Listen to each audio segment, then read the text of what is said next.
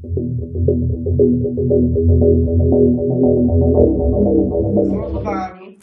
Gayus, Eliezer sudah membantah pernyataan Sambo dan tegas menyebut kalau Ferdy Sambo menembak Yosua dan memerintahkan ia menembak. Apakah kesaksian di persidangan ini cukup untuk memberatkan Ferdy Sambo? Tentu ada satu pihak lain yaitu ahli yang akan lebih menentukan.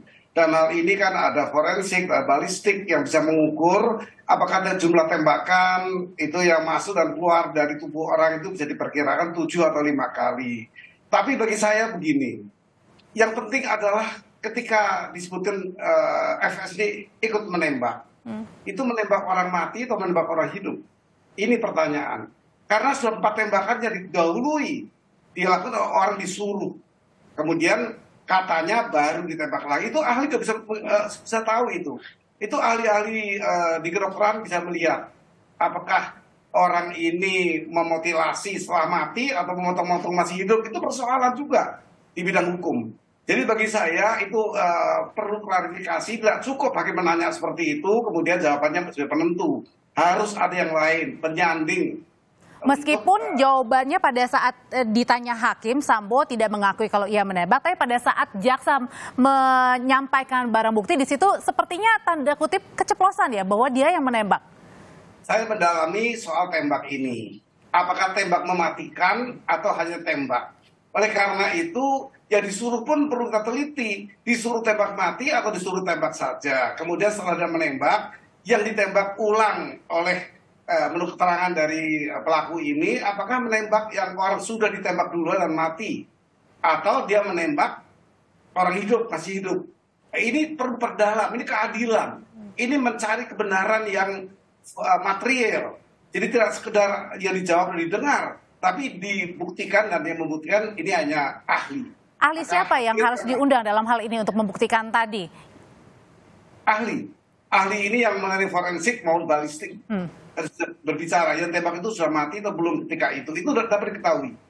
Jadi dalam tanda kutip adalah mengesampingkan terlebih dahulu untuk keterangan dari masing-masing saksi atau terdakwa, mengutamakan dulu keterangan dari ahli tadi ya, balistik dan juga forensik. Untuk mengejar kebenaran material harus tidak boleh dengan kata-kata saja, tapi dengan keahlian. Tidak boleh didengar yang dilihat saja, tapi ahli menentukan siapa yang membunuh sesungguhnya. Yang kuat yang mana? Pendapat ahli atau terdakwa saksi, Pak Gayus? Sama, karena di KUHP disebut dengan keterangan terdakwa, ahli, kemudian saksi dan ahli. Ada tiga elemen ini menjadikan hakim yakin, memiliki keyakinan, dan itu menjadi putusan. Jadi ahli berperan penting, sangat penting. Lalu kemudian sejauh ini yang Pak Gayus lihat, hakim apakah sudah menggali banyak untuk menggali keterangan atau fakta yang sebenarnya yang terjadi pada saat 8 Juli, Pak Gayus? Hakim sudah banyak berbuat untuk menggali kebenaran material berdasarkan dakwaan, tetapi bagi saya peran aktif menentukan adalah ahli.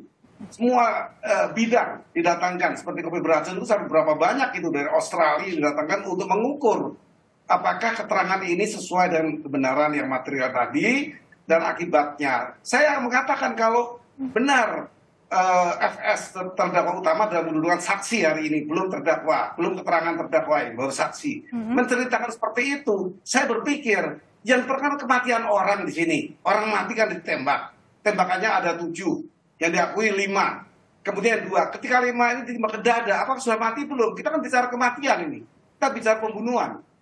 Kalau membunuh orang mati ya bukan membunuh itu. Seperti itu.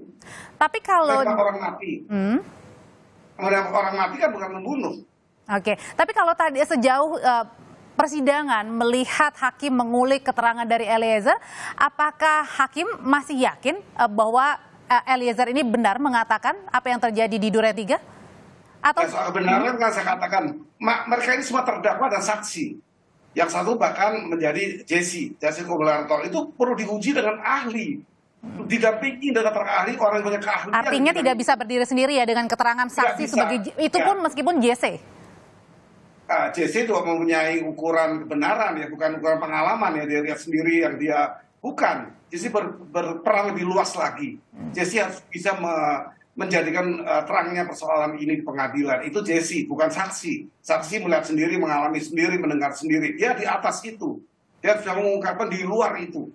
Itu baru Jesse yang berhasil, bermanfaat di pengadilan. Jadi saya ulangi lagi, peran ahli yang ditentukan di KUHP 3 tadi paling tidak sebagai petunjuk bagi hakim untuk yakin dan memastikan keyakinan dengan putusan. Itu saksi itu ahli sepertiga ya, sepertiga bagian menentukan. Kalau dibagi 3 berarti dia sepertiga bagian. Itu penting sekali. Apapun pengakuan oleh semuanya diukur oleh ahli ini. Dan hakim bisa yakin dari ahli. Dan bagaimana sejauh ini juga dengan keyakinan hakim pada Eliezer, serta apalagi ini majelis hakim mulai mendapatkan adanya pelaporan ya Pak Gayus ya, salah satunya dari terdakwa Kuat misalnya.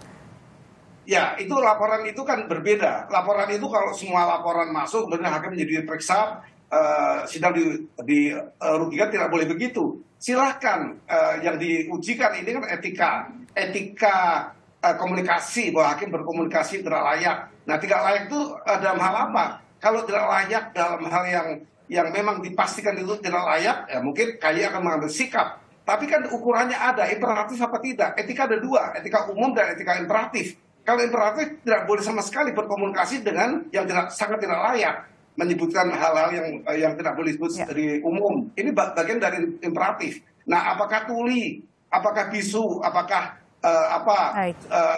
itu apakah masuk imperatif? Itu bahasa umum. Itu kosakata yang umum itu. Hanya penggunaannya saja yang perlu diperhatikan. Jadi berarti ini bagi saya tidak terlalu menentukan mempengaruhi persidangan. Silakan KY untuk memeriksa, tentu dengan ahli bahasa juga. Semua sekarang kita perlu keahlian. Jadi tidak kepentingan pribadi. Di persidangan pembunuhan berencana bukan hanya saksi dan terdakwa yang bersaksi, tapi juga termasuk ahli yang dibutuhkan untuk bersaksi di sana. Terima kasih mantan Hakim Agung Gayus Luwu sudah berbagi informasi di Kompas Petang. Sehat selalu Bapak. Terima kasih.